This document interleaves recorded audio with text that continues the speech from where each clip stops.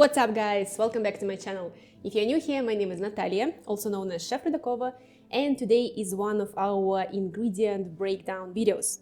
And the ingredient that we're going to talk about is Isomalt. First of all, I'm going to talk of what Isomalt is, list the main properties of Isomalt, and finally talk of how we can use Isomalt in cooking. So without further ado, let's start.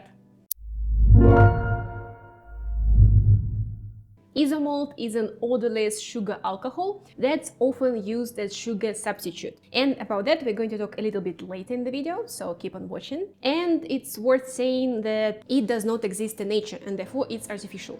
The most obvious group of cooking characteristics of Isomalt is it has the same structural properties as sugar, but at the same time it resists humidity much better.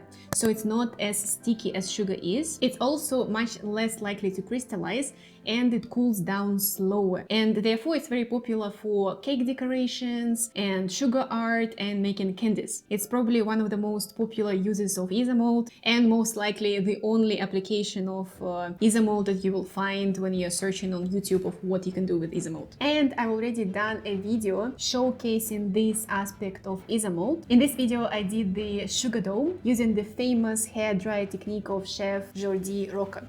So check it out here.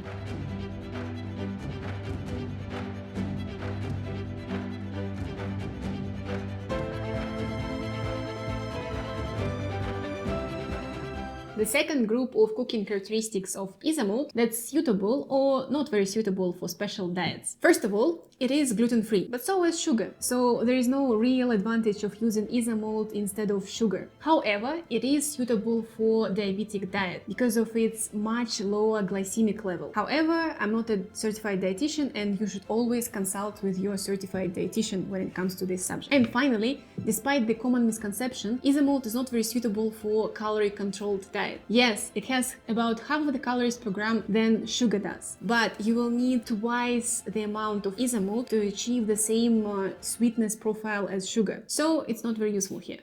And finally, the property and the cooking application of Isomalt that I'm most excited about. Many chefs call Isomalt as the savory sugar. Why? Because it's less sweet than sugar. It's much less sweet than sugar, but it has the same structural properties, which means that it's excellent for making the savory versions of normally sweet desserts. And here are some examples. The first example of using Isomalt to make the savory versions is to use it to make savory edible glass. And I've used this property when we made the Parmesan creme brulee video. We used Isomalt instead of sugar to make the top layer of the creme brulee that you usually crack with your spoon. And I've also flavored this layer with onions, which was very weird, but it was super tasty, so you might want to check out this video here. And the second example would be to use Isomalt to make savory meringues. And that's actually going to be my next video, so make sure to subscribe to my channel so you don't miss it out.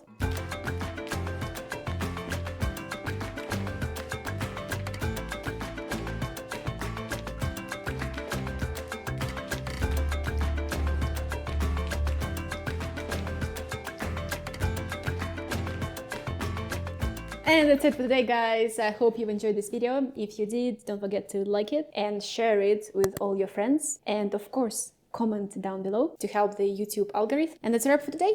I'll see you in the next video.